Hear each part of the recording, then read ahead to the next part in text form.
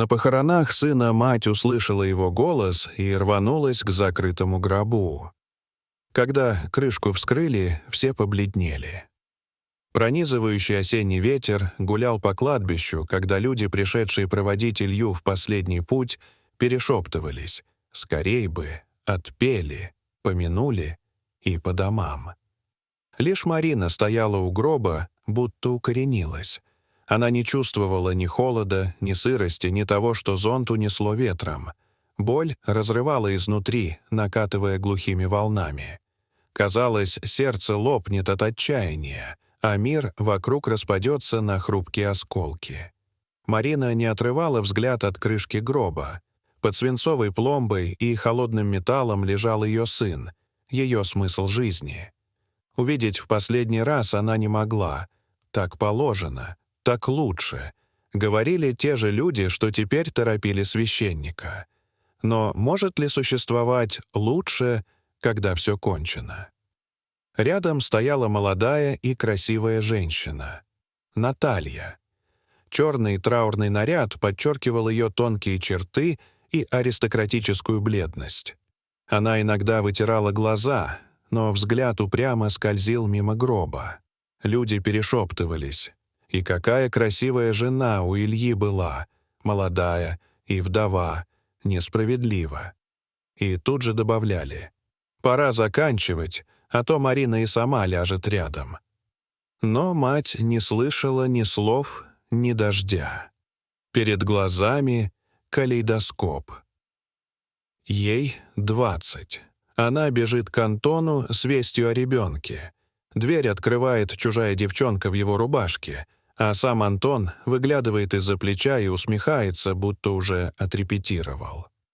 Затем родная деревня, работа в школе.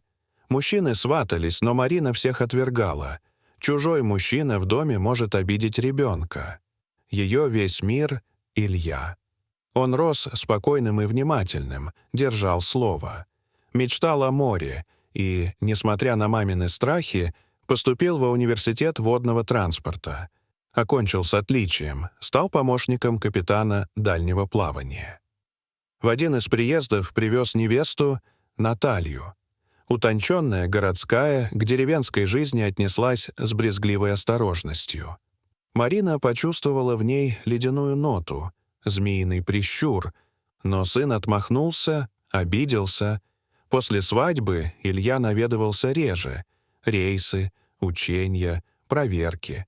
2 месяца назад попали в шторм. Корабль сел на волну боком, потом его повело, и он ушел под воду. Вся команда спаслась, кроме Ильи, его не нашли. Документы оформили как пропавшего без вести. Потом позвонила Наталья. Тело нашлось, опознала по родинке на груди. Марина хотела лететь, но невестка отговорила. «Не надо такого видеть. Гроб будет закрыт». Марина настояла. Хоронить на родной земле. Гроб запаяли, санитарные службы предупредили, строго без вскрытия. «Мать, пора», — мягко тронул за плечо работник ритуальной службы. Марина качнулась, и в этот момент сквозь шорох дождя раздался знакомый живой голос. «Люди, а кого хороните?»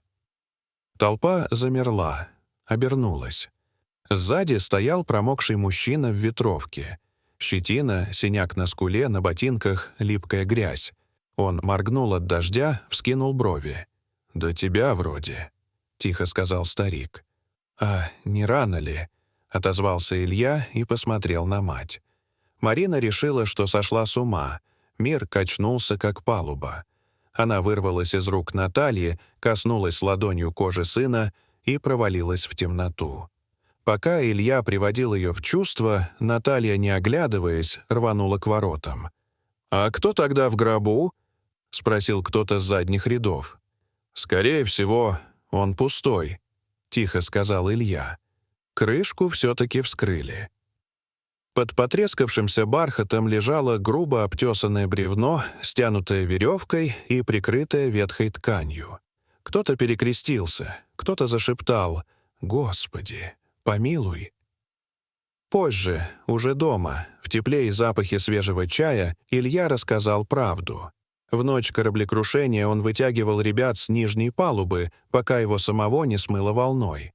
Очнулся на каменистом берегу, весь в соли и грязи. Его нашел Дмитрий. Тот самый друг семьи, полицейский, которого представила Наталья. Вместо помощи Дмитрий ударил его рукояткой пистолета и увез на дачу, заперев в сыром подвале с низким потолком. Сверху скрипели половицы, пахло мышами и старым вареньем. Через щели падали полоски света. Однажды Илья услышал их разговор.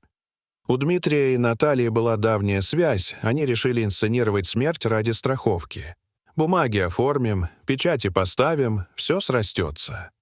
Илья выжил на запасах круп и консервов, запивая дождевой водой, которую собирал в крышке и ржавую кастрюлю.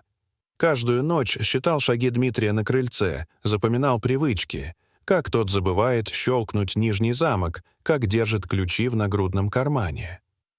Однажды Илья притворился мертвым, лежал неподвижно, задерживая дыхание.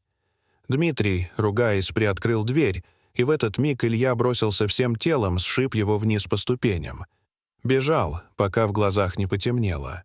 На трассе его подобрал дальнобойщик Вадим, широкоплечий, с усталым, добрым лицом. Дал старый плед, налил чаю из термоса. Отвез домой, предоставил горячий душ, чистую одежду, вкусную еду. 2 ночи Илья отсыпался, потом Вадим посадил его в кабину и повез в Пермский край. Когда въехали в район, увидели людей на кладбище и черный катафалк. Илья понял все, еще не выйдя из кабины. Дальше все понеслось быстро. Заявление, проверка, оперативники, которым Илья подробно описал дачу и дорогу. Дмитрия задержали в тот же вечер, Наталью нашли у знакомых.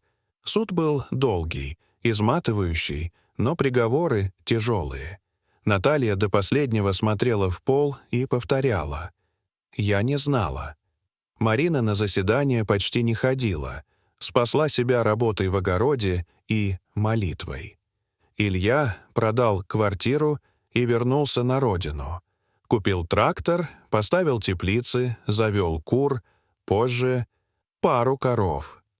Через время встретил любовь, Алену, фельдшера на практике.